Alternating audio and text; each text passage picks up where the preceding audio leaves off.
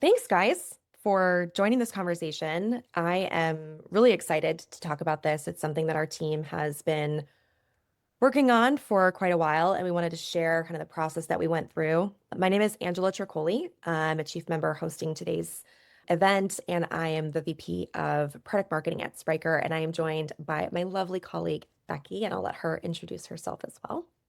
Hi, it's great to be here today. I am Becky Howland. I run the revenue marketing team at Spryker as well. And Becky is in London, and I am in Houston, Texas. So we are a global team, and we recently started to really think differently about our marketing strategy within the context of all of this kind of noise and pressure to adopt AI. So just to set the scene a little bit, when we first set out to do this exercise as a team, it was under this intense, frankly, pressure to do more with less, deliver more personalization, keep up with all of the disruption. And I think that's probably something that all of us are grappling with right now, especially as marketers, but really as just any business leader. Marketing has always been this kind of mix of art and science, but today it's also about scale and speed.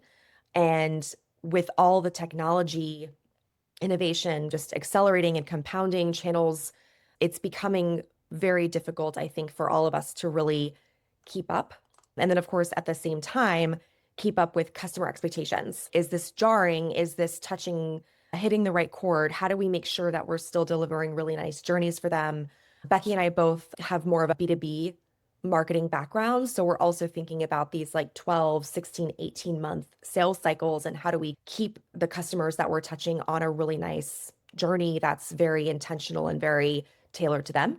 And that was really what brought us to this moment of if you're not using AI every single day, then it's a problem. And this is something that our leadership shared with us. And again, not in a hard-handed way, but in definitely like an urgent way. We know that it holds this incredible promise of being a game changer, but we didn't want to just jump in and say, yeah, AI tools for everybody. We really wanted it to be a very intentional step change. The first thing that we started doing was really thinking about what comes to mind for us when we think about AI in marketing, right? And so we were like, okay, definitely content creation and management, definitely maybe some consistency in branding and messaging, especially if we can create these guardrails for the AI tools that we're using. Data-driven optimization is one that's been around for a while. Becky's going to touch on that too.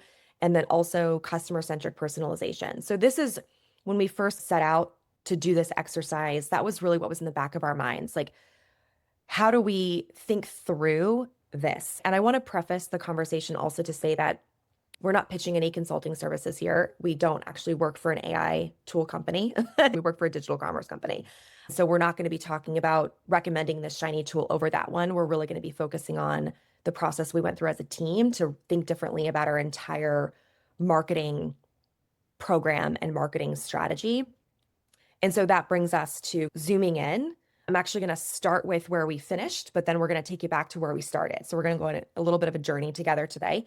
What we found as we really dug in with our colleagues as well is AI at the surface. What you see so much of on LinkedIn or in educational webinars is like content, proliferation of content. But when we zoomed in, we were like, this is so much more than that.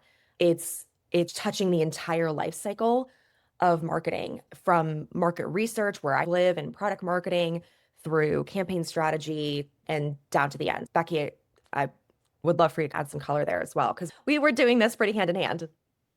Yeah, of course, absolutely. And I think that things like the content creation, like Angela said, that's where everyone feels like naturally where the AI fits and like the immediately thought you have with this. But actually, we're going to talk about things like the sales piece, like the AI powered VDRs and how tracking and reporting is still so important, even with AI. And we can't just let go of things and hope that AI does things for us as well.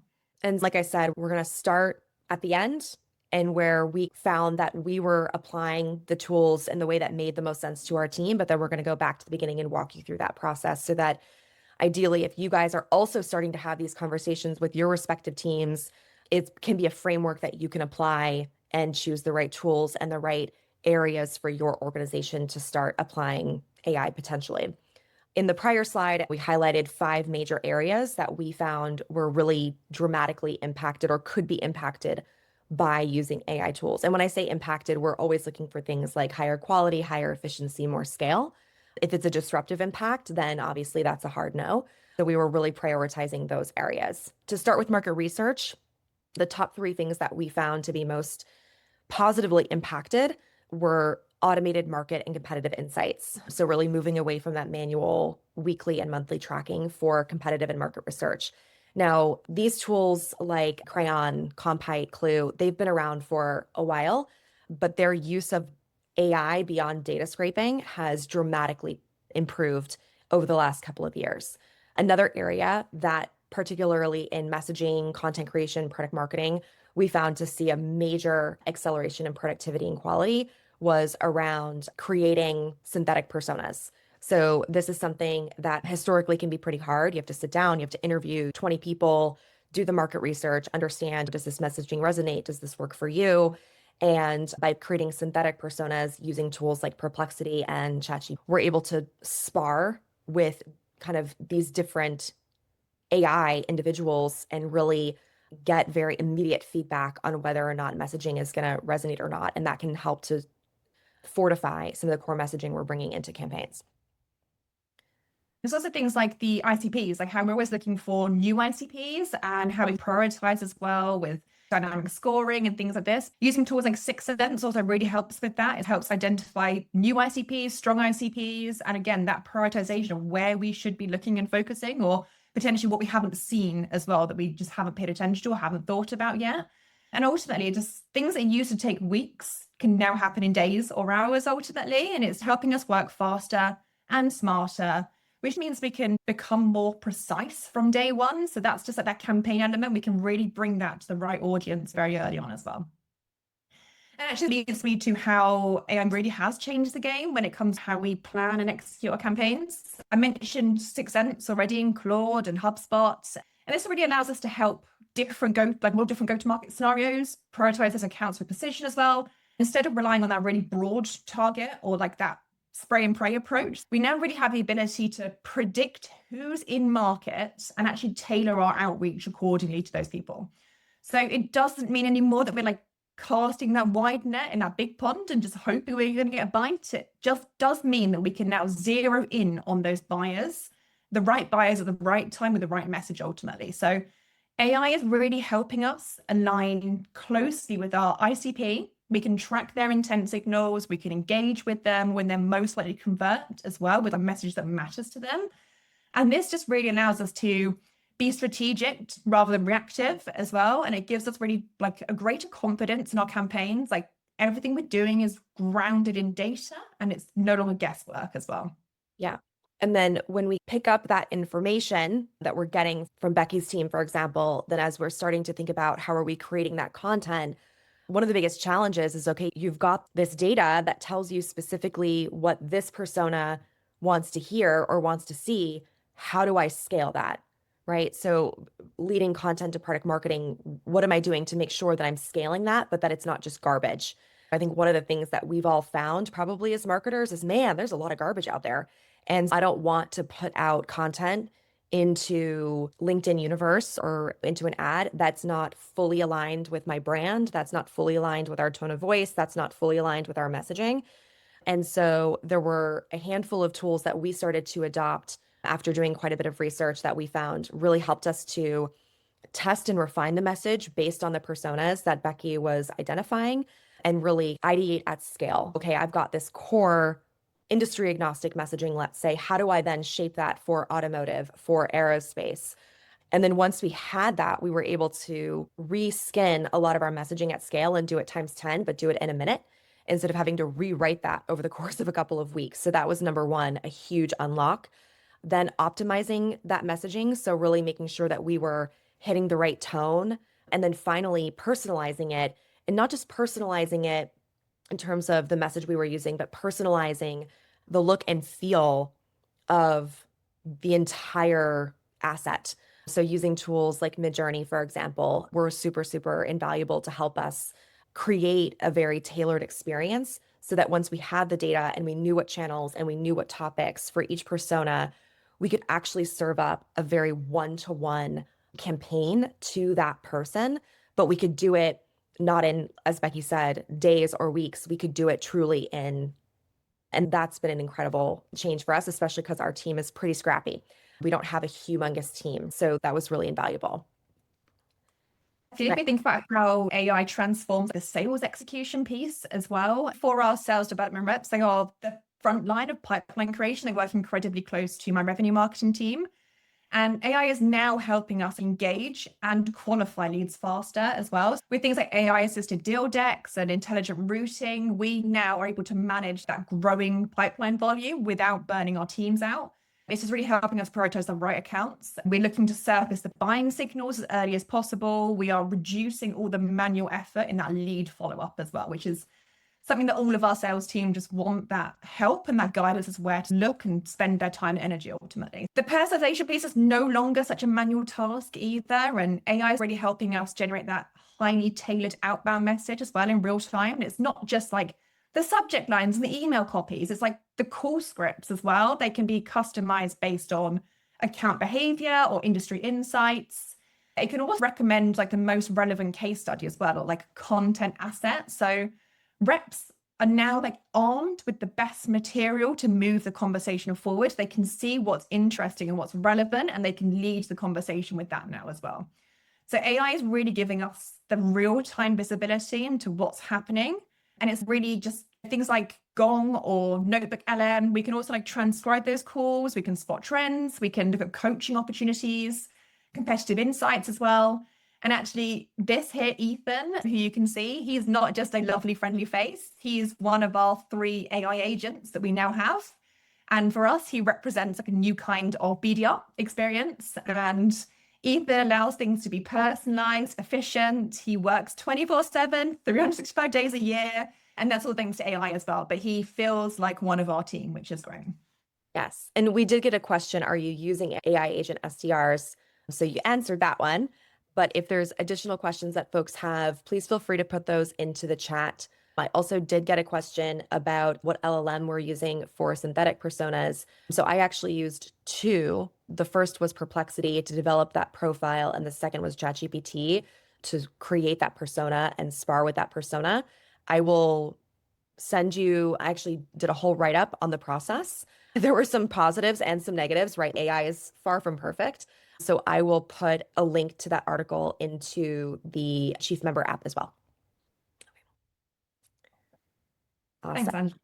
And then if we look at the next slide, we can really talk about the need for disciplined measurement still. We still track every stage of the journey, from that awareness to purchase. We make sure our efforts are driving real results as well. And we've actually flipped from like the traditional marketing metrics of the lead, MQL, SQL, etc. And we're now flipping towards the MQA approach. So talking about like the accounts instead. So we're really looking at things like the account engagement, the conversion rates, like the regional trends as well. Everything that's possibly telling us what to work on, where to work on it, and how to optimize it as well. So AI is giving us that the speed and scale, but we're having to consistently track, that's what's keeping us rounded and accountable as well, making sure that we can turn those AI insights into action. And then by keeping an eye on it, we can take the action and keep improving it ultimately. Yeah, exactly. And Becky, remind us, I'm sorry, I'm going back a little bit. Which tech are we using for the AI agents? So we're using Sense for the AI agent. Yeah. Yes. Which is nice because then they also have access to all that same intent information that we do as marketers. So there's a lot of that kind of cohesion. Correct. Yeah. Awesome. Yeah. It plugs in together, what makes it so great for us. We wanted to make sure everything was in the most simple format and talk to each other in the easiest way possible. So yeah, our 3 AI agents are running through 6 Sense as well. Now, we've just, like I said, we've walked through, here are the 5 major areas and here are the tools that we use, and everything is so wonderful. Yay. But we know that's not at all what people are necessarily experiencing right now. Just to add some color, we were thinking like, how big of an elephant is this that we're all being asked to eat as marketers? Because this idea of you guys have to use AI as marketers and be great at it is much easier said than done. And that's what we found as we went through this exercise. There's over 14,000 AI marketing specific tools available right now, which just boggles the mind. And as we discovered during our research, some of them are quite garbage, but it's difficult to really know that until you spend the time digging in, doing the demos, asking the hard questions. We also found that according to some recent surveys, 80% of enterprise marketing teams are expected to utilize autonomous AI systems by 2030. And by autonomous, and I'll get to that in a little bit, that means like those guys are ideating, executing, and optimizing campaigns with minimal human input. That's in 5 years, which seems quite startling. But when you look at how quickly this technology is accelerating, it's not surprising. This is not a simple situation. It's actually not a small situation. And that's why we wanted to bring some of our process to this group to share. Here's how we started to take a bite out of that elephant. So, Becky, I'll go back to you. I really want to take a step back briefly and talk to you about what looks like a really chaotic mirror board. It's actually incredibly well thought through. What we did here is this is a really interesting activity. I love doing this, actually. We, as a leadership team, sat together in a room and we worked out the entire demand engine step by step using post-it notes and physically thinking about every single member of our team, every single step from the end-to-end process of the demand engine. So we mapped a campaign out. And honestly, at the end of the session, there were like hundreds of sticky notes all over this wall. It was such a manual process, but it was so good to do. And it was just such an energizing thing where we could really see what could go wrong, what we needed to fix. So that was the first thing we did, is to step it back a bit so you can see where we got to this mirror board. That became the groundwork ultimately. So we created those post notes into this mirror board, and this is where we captured those phases, from like the planning to execution. There's daisies along the way, so every single person knows who's responsible for everything at every single step ultimately. So this is really where we started this journey. And then what we did was we said, okay, we're thinking of that end-to-end journey from market research all the way to optimization in the context of we're not using AI. Now, how do we actually look at that holistically and think about where we apply AI? And we made the assumption early on, we may not apply AI to every step. And that is okay. We don't want to throw AI at something for the sake of saying now it's AI powered. That's not our goal. So we actually introduced a 5-step process or framework. First, mapping the marketing lifecycle, then identifying, are there AI tools that actually support this specific function? Yes, there's a plethora of ones that support content creation. What are the ones that support partner engagement? What are the ones that support process management as you're building out your campaign strategy and having to have kickoff calls? So we really went in and we thought about what are the different AI tools for each stage. Then we t-shirt sized the impact and the cost. Is this $100 a seat? Is it $1,000 a seat? Is it $10,000 a year? How expensive is this? And then we admittedly guesstimated how many hours are we reducing in activity? How much more can we achieve? So what is the ROI on that investment? And then we validated beyond that, are we ready to do that? Is our product marketing team, our revenue marketing team, our sales team ready to adopt this tech at this stage of the marketing cycle? And then based on all of that work, we prioritized which ones we were going to introduce based on impact, risk, and cost. So that was the process that we went through. Becky, I'll let you kick off and like how we mapped that. Yeah, of course. So that chaotic mirror board, we'd created that as the foundation. And then this is like the simplified version to show you today how we grouped this into phases and just makes it a little bit easy to digest on this webinar. So behind each of those steps were those detailed tasks that we have on the mirror board. So there's campaign goals, the budget, the content, sales, everything is within these buckets. But mapping it out this way gave us the structure that we needed to really critically think about where AI could enhance or streamline or replace the process parts, for example. And also, really importantly, where it could introduce friction or complexity as well, which is a really important call out. We weren't looking at everything through the rose-tinted glasses that's going to make it amazing. We actually forced ourselves to be critical. How will this impact our team members as well? Yes. The next step of that was then, like Angela said, to identify those AI tools that could meaningfully support each stage of those steps. And we researched like hundreds of tools across the market. This was not an overnight task. We spent a couple of weeks working on this, really making sure that we were assessing everything that we could find. And just by the way, of course, we use AI to help our research as well. We'd be mad not to. But what you see here is like the curated view, everything from that strategy and planning, like the Perplexity, the Sixth Sense, the ChatGPT, through to like the building and execution with Jasper and Mutiny and Gong, and like the measurement tools such as Funnel.io and Dash This. And this wasn't about finding like the flashiest tech or the biggest company. It was actually about finding like what was practical and usable and added value, save time, improve results. It was really helpful to do this as well because we could start to see where there would be potential overlap or duplication, and also the gaps, like what doesn't exist yet and what are we looking out for, what are we waiting for as well. Really good point. Like AI is not solving for everything. And we didn't want to change the way that we go to market simply based on what AI tools are available today. And then, like I said, we t-shirt sized it. So we actually went through, and this is just an example, we actually went through every single one that we had identified as the top priority for each of those different phases, and then the sub activities below each of those phases. And we said, is this expensive? Is it a huge impact? Is it actually cheap, but a small impact? Where does it sit? Right. And we actually went through every single one individually based on where we led that phase. And then we also conferred as a team. Do you agree? Is this going to affect you positively, negatively? Is our team ready to do this? And then lastly, we went through and said, okay, so what are we prioritizing? What are we going to do first? And we actually then packaged that into a pitch that our leader took back to our executive team to say, all right, we've gone through this exercise. For research, we're going to invest in Perplexity and Crayon. For campaign strategy, we're going to invest in Sixth Sense and Claude.ai. For content, we're going to invest in Midjourney. For execution, we're going to invest in HighSpot and Gong AI, et cetera.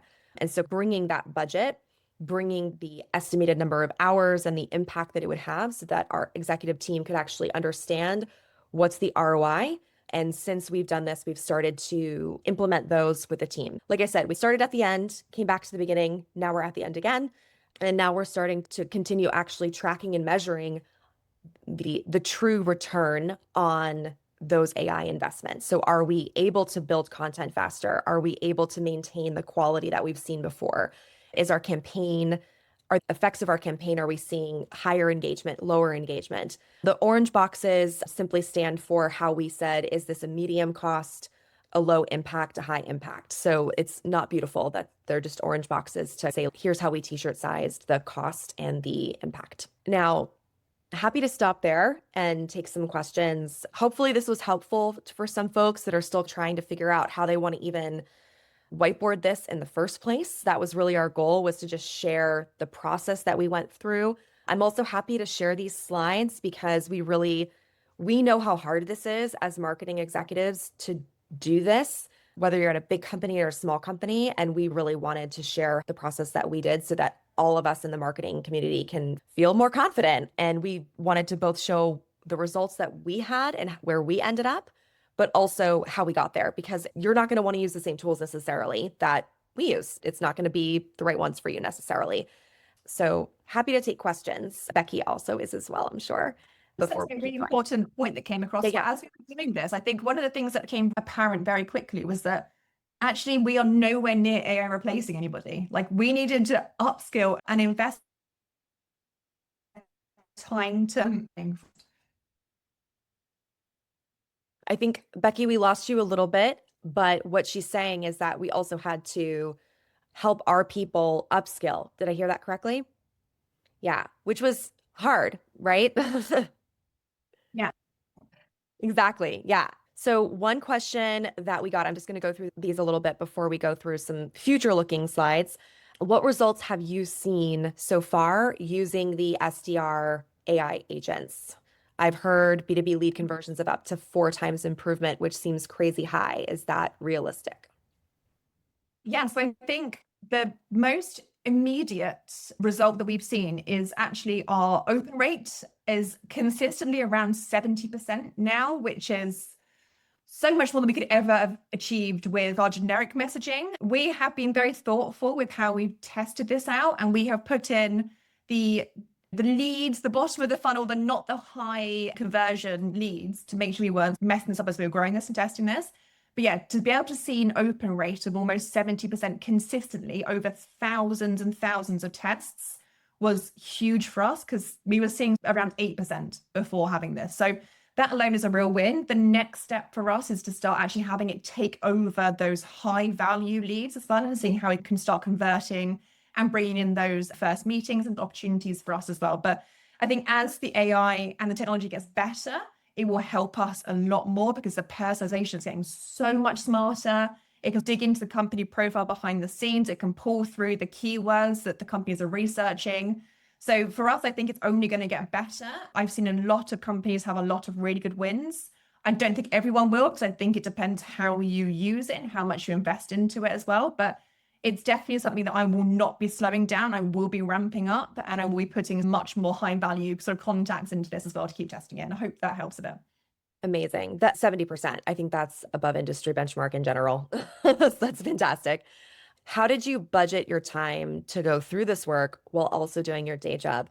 Oh, what a great question. We worked late to do this, to be perfectly frank. I don't know, Becky, I worked late, right? Because the day job didn't go away, but it was a mission critical exercise. And so we prioritized meeting time. We have regular staff meetings as a team. We also have regular one-on-ones as a team. We leveraged as many of those as we could to prioritize this. Now, I think we really invested 2 weeks of solid work Yeah. into getting to this stage. And we did just prioritize this. Ultimately, we were told this was priority one, and to cancel anything that was not essential. And that is absolutely what we did. It was time heavy, but a great task to do. Yeah. And now that it's done, I think we're feeling like it was worth the energy to go through this exercise because we feel really confident about the tools that we are putting in place. I got a question here. I joined late. Is the current recommendation best of breed based on marketing lifecycle? Is there an AI functionality to legacy software or AI tools itself?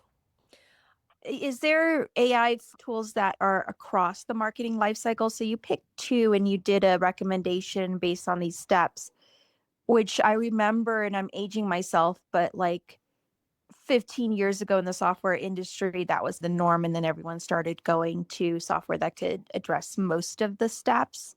I'm wondering, in AI, are we not at that point? You have to go best of breed. I actually don't think that there is one platform. Certainly, we haven't discovered it. If you do, please share it. That covers everything and does it well. But you actually asked a question that leads me to the next slide. We do imagine that coming.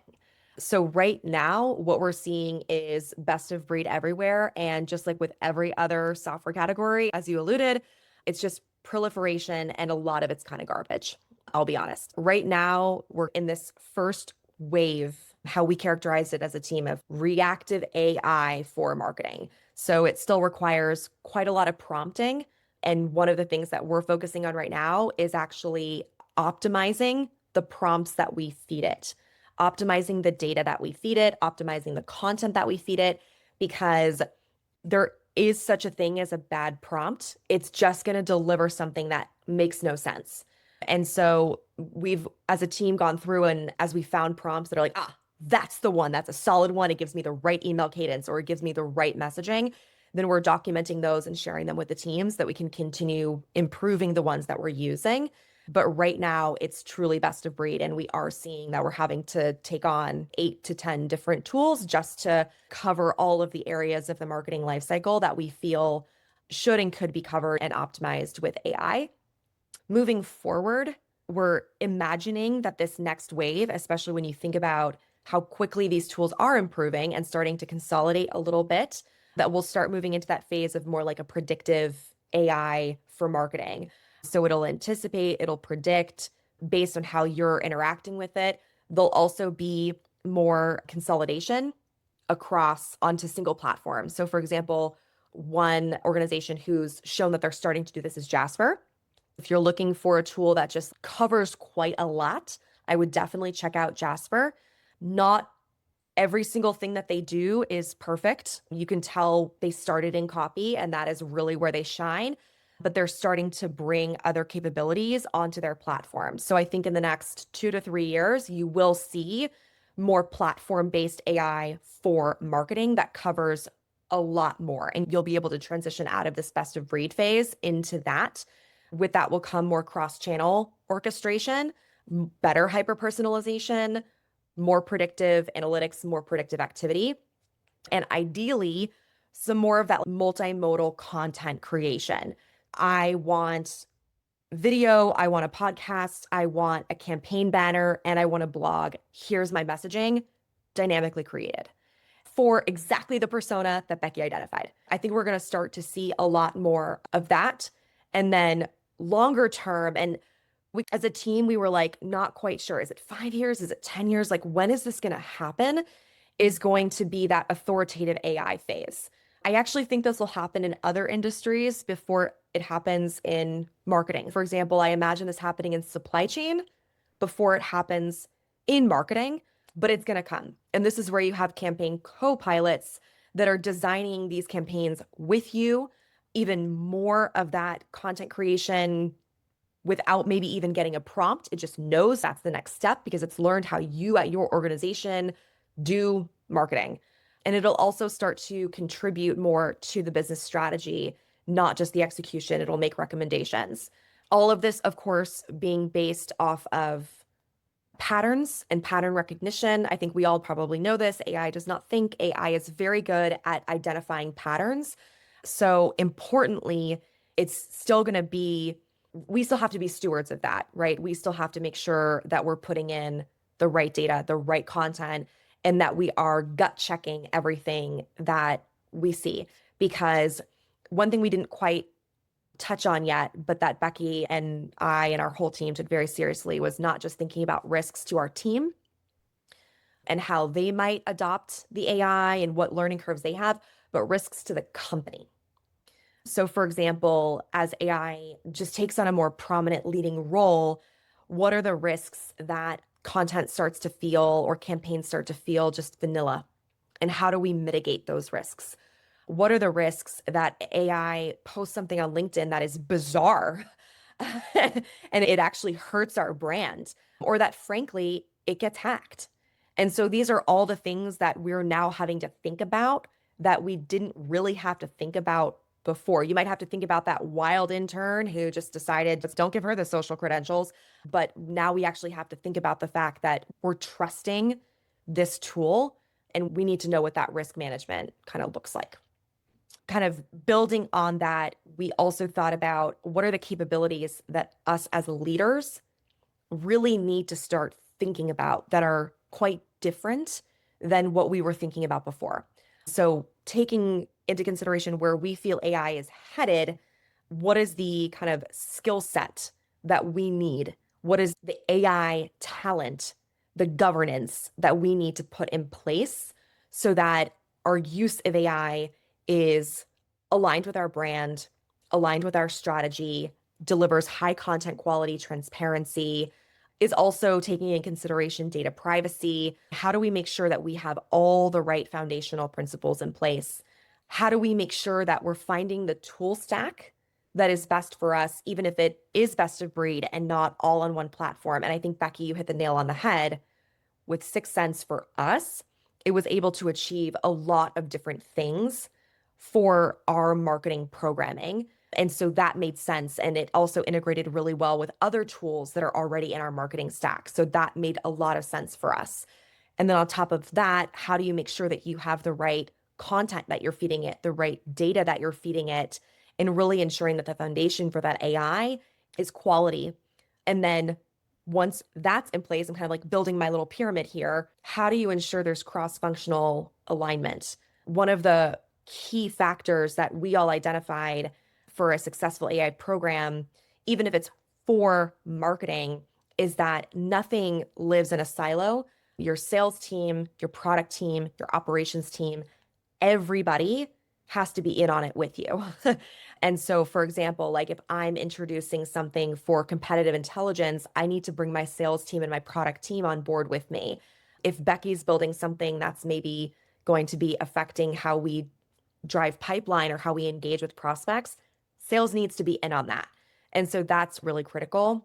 And then lastly, as you've probably picked up from how Becky and I are talking about, this was a labor of love, but we know that nothing's perfect. Having that experimentation culture, I think, is key. And that's not something necessarily that everyone, I think, acknowledges just yet.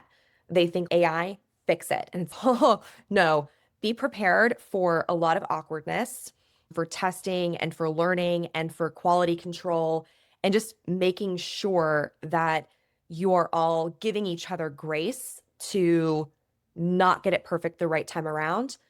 That has to go into your AI vision, is that there's still a lot of improvement that has to happen.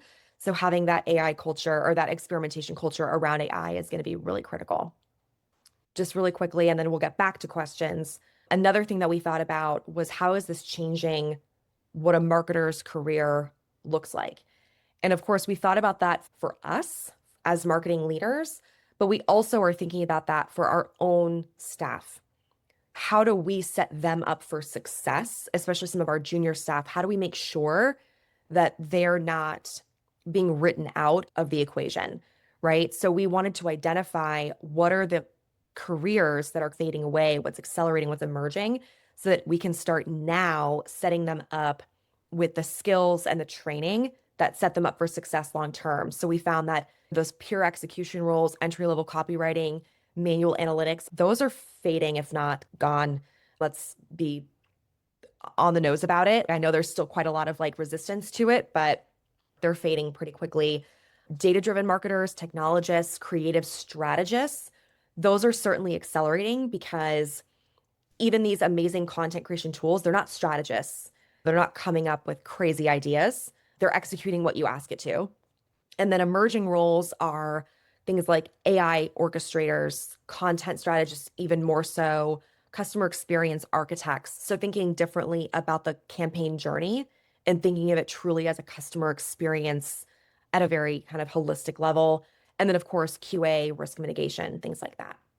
Becky, anything that you would add here? I know I just covered a lot of ground. No, I think that's all good, to be honest. I think just one other thing that we didn't touch upon yet, Angela, is that not just did this for us internally and for marketing and for the company, we also did this for our customer as well. We actually took an industry that we regularly sell to, and we also thought about how their journey will be impacted over the next 1 year, 3 year, and 5 years as well. So that was another sort of layer and another dimension to this.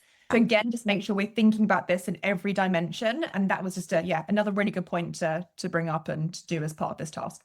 Very good point. And then it also changes the way we talk to them, and it changes the way we think about the products that we're delivering to support them.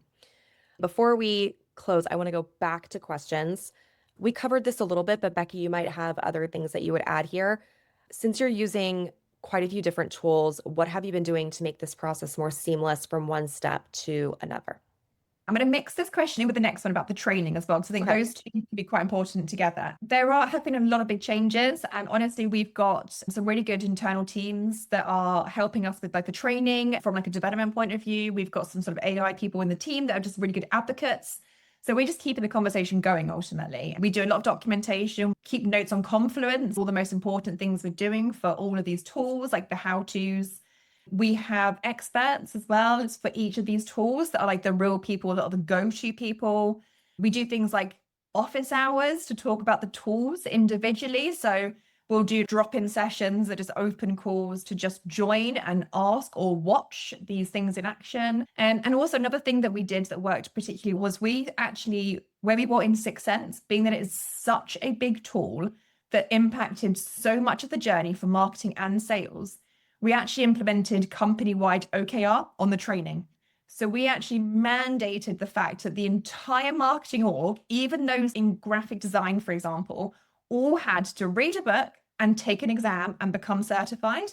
And the exact same thing for the entire sales team. And this was like a deadly serious thing. Like they did not get access to the data until they showed a certificate. So it was that serious about making sure people learned and understood what we were doing and why we were doing it. that it was like that training was just such an important piece to make sure we bring into this as well as these new tools come on board. Yep. OKR, perfect use. Love it. Yes. Next question. How do you truly evaluate tools when one must pay to play? I think we actually were able to convince a lot of these companies to give us free trials, free demos, some sandboxes. They're just as eager to get us excited about them as we are eager to learn more. Even if they don't offer it, definitely ask for as much free as you can get. A lot of them have free trials. Even the ones that say they're pay to play, I would just, if you're truly interested, get on a call and ask them to really walk you through everything, and even take your own content if you're able. I think, Becky, you did this where you took our own content and we asked them, like, show us what you got. Yeah, absolutely. That was with Turtle, actually. We literally gave them a white paper we just created, and it was literally like, cool, show us. Like, let's see this in action now. And they are all so willing to do it because ultimately they want to show how good their AI is. So I've yet to come across a vendor that won't sit there and show me everything, either on multiple calls, live in action, or giving us some sort of like play space, like sandbox, to actually give these things a go as well. So yeah, definitely ask if it's not seen or known, and they would be surprisingly willing. Everyone who I've come across definitely has been. Yeah, because I agree. I think there are some that have gotten a lot of attention. Like, I'll give an example. Gamma has gotten a lot of attention. I can spin up a PowerPoint for you in seconds, which is technically true, but you'll notice it wasn't on our priority list at the end because it just isn't quite there. It was good that we actually tried out the trial to see, and we actually had a few different leaders on the team just check it out, see what you can do with it. And it's not quite there yet. That's just our experience. If you consider the quality of content in slide form that we create as a marketing team, it didn't make the list. There were definitely ones where we trialed them and we're like, nope, it's not there yet, but we'll come back to you. So we're still going to continue checking out to see what these organizations are doing to improve. But yeah, I would wait to invest until you've really tried it out. Next question, I'd like to hear more about the intersection of AI and paid social creative optimization. For example, Meta ads are getting more expensive and they push optimization through their own platform. Yeah. And we all know how expensive this stuff is these days. It's wild. But how we've started this, again, using 6 Sense, we've been able to look at what accounts are actually in market. And we now do not spend money on accounts that aren't in market. So we can actually see the list of companies. We can then push that data directly to Meta or LinkedIn, for example, or ads as well. And we only push the accounts that are ready and in market and showing some intent and activity to spend our money on those. And in terms of the optimization, like, we are still actually A/B testing in-house. So everything that we're doing it through our design team. We're also leaning on external agencies to give us feedback and credibility on this. But like Angela mentioned, tools like Jasper are giving us those automatic alternatives for your ads and creatives. I think that's in our future. We aren't there yet, and we're not doing all of this. Don't get us wrong. That's definitely in our future. But we are taking the right steps by using like the AI in 6 Sense to only spend money on the accounts that matter. Yep. Thank you. All right. I'm just being conscious of time. I'm going to keep going. We've got quite a few questions. We did answer the question about revisiting tools periodically and annually. Yes, revisiting to confirm that they're still delivering the impact that we estimated that they would, and also to see what they've got new that maybe we need to reevaluate.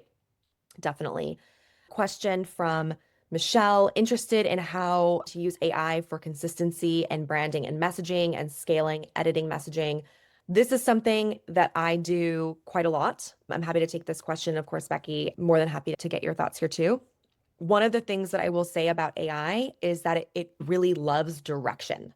The more you can give it, the better. We do have an enterprise account of ChatGPT, for example. None of what we're using is used to train ChatGPT that's used publicly.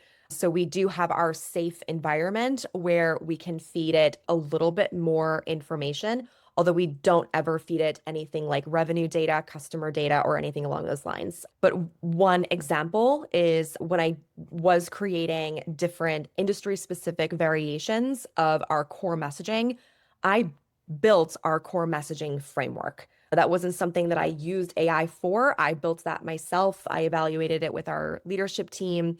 And then after creating synthetic personas using Perplexity and ChatGPT, I fed that messaging document to ChatGPT. And I said, this is the foundation. You may not veer from this. However, can you please, based on you, John, you're a CTO at an aerospace spare parts company, tell me how you would want to hear this in your nomenclature, your pain points. And then, frankly, once I got it, I still did a compare and contrast. If I read this, even though I'm not an expert in aerospace, does it still feel the same to me? So there was always a quality check at the end. There's still human in the loop in every single thing that we do, but I was able to do that for 5 industries in 30 minutes. And so it really, for me, was this acceleration of creating all of these different flavors and spending my time nitpicking and finalizing and tweaking and doing the QA versus, oh my gosh, now I'm researching this industry. That's going to take me an afternoon. Then I have to think about what nomenclature I'm using to say the same exact value pillar. It accelerated that and saved me days of work. But again, to your point, on brand, on tone, on message, because it was leveraging all that foundational framework content that I fed it. So I would recommend to anybody to please do that. Like, it doesn't know who you are as an organization. It doesn't know your tone of voice. You have to be really prescriptive. Yeah, and I think to add on that with the AI agents as well, it's exactly the same. We are feeding what we want them to use. And I will tell them to only use certain white papers, for example, or certain web pages. So it isn't allowed to hallucinate on its own behalf. Like, it's all on brand using our exact content and creating the dynamic versions to send out an email as well. So that's a really important piece to make sure we're consistent. Yeah, because we're not trying to be creative here. Like, we've already done that part. We actually just want it to help us scale. Next question. Isn't Jasper a mix of proprietary LLM and overlay of other LLMs? As such, they can tap into the different tools for one-stop shop? Melissa, that is a great question. I am not intimately familiar with those capabilities of Jasper. I don't know if you want to get off mute and comment further, but I truly do not know the answer. Yeah, it's just interesting how Jasper and there's Area and there's Known. Essentially, what some of these tools are, I'm calling them AI overlays, right? It taps into Perplexity for research, taps into chat. And I think this is one of the best webinars I've done in a while, by the way. Kudos to you, ladies. Thanks. But when you look at the future of AI in marketing, I think we're going to see a continuation of that, where it's an overlay. And the biggest risk, quite frankly, is the privacy. I'm still not sure how you can tap into the different tools for questions and still maintain the privacy of my brand DNA and all the tools and instructions I've told you. They say they can, but IP, copyright, and privacy, I don't see it. I don't understand that. Yeah. And so I would agree on all of those points.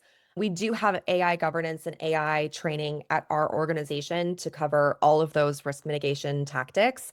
And that's why we don't use all of those APIs at this point, because we're still wanting to better understand the risk profile of doing that. So we actually are keeping them separate where it makes sense to keep separate. And we're not feeding any information that I wouldn't personally post on LinkedIn. Is it on the website? Is it on LinkedIn? Will it be on the website in a hot minute? I'm happy to give that to ChatGPT. Anything that is very proprietary in terms of strategy, maybe roadmap strategy for the next 2 years, nope. Anything that is customer specific or, again, financials, nope. Because to your point, I don't know, maybe it'd be cool if it was totally private, but we know that there's a risk there. So we do what we can to mitigate that. Do you have any job description for these accelerating emerging roles you could share? I don't on hand, but I think, Becky, we could probably sum up. For sure. A fun exercise. I'll take that. Give me 1 second, okay? Just Let's see. My roles will change. So entry-level roles might look like emerging skills, a role elimination, but more about role changes. Totally agree. Or evolution of how roles are being defined. Okay. I think we got to the end of the questions. Becky, you want to take us? Yeah, of course. So thank you all just so much. That was a lot to cover in just in a short period of time, but we did our best for you and hope you can take a lot away from this. But ultimately, our thing is like, this will really amplify the marketers, but not replace them. Like for us and our teams, we never want to think of this as a role replacement. We want to upskill our best people. We want to make sure they can feel like they can continue their career with empowered to use AI ultimately. This is the future for all of us. And really, this is the time for us all to up-level this. It's so much learning, and there is so much in the news about how AI takes away your brain, cognitive functions, all this sort of stuff. But actually, we're spending so much time learning this that it's definitely not. I don't feel like that, to be honest. And the creativity that I can bring into my job now, because I can have a lot of the tasks, like Angela referred to, that would have taken days, not minutes or an hour. It's definitely making me feel a lot more confident as a marketer, and my team are doing so much more. They're doing great stuff and they're going outside their boundaries with some of these amazing tools as well. Yes. And I think just as is the case whenever bringing new tools into an organization or frankly asking for money, one of the key areas that we focused on that was a huge benefit for us when we took these asks to our leadership team was showing the business impact, not just the marketing impact. So as you're thinking about breaking down those silos and bringing all the teams into the discussion, thinking about how is this going to affect our product strategy and how quickly we can accelerate pivoting our product strategy because we have better market insights. How do we pivot and grow our pipeline and help accelerate deal cycles for our sales organization? And really just thinking about the entire holistic business that you work for, that really helped because then we were putting it into the context of every C-suite leader's day in life, right? So that was valuable. And frankly, the one thing that we wanted to leave you guys with was like, we can lead this shift. We are all incredibly intelligent, powerful. When I think of this network, like we can lead it. And so if we're leading it in a way that's really mindful of our teams, of budgets, of quality, of customer experience, I think that we can up-level what we demand of AI tools. So I know we're at time. Thank you guys so much for joining us. I will post a recording. We will share those resources. And if you guys have questions, please feel free to reach out to either Becky or me on LinkedIn, connect with us. Our LinkedIn profiles are in the invitation. All right. Thanks, guys. Have a really great rest of your week. Thanks for joining. Bye.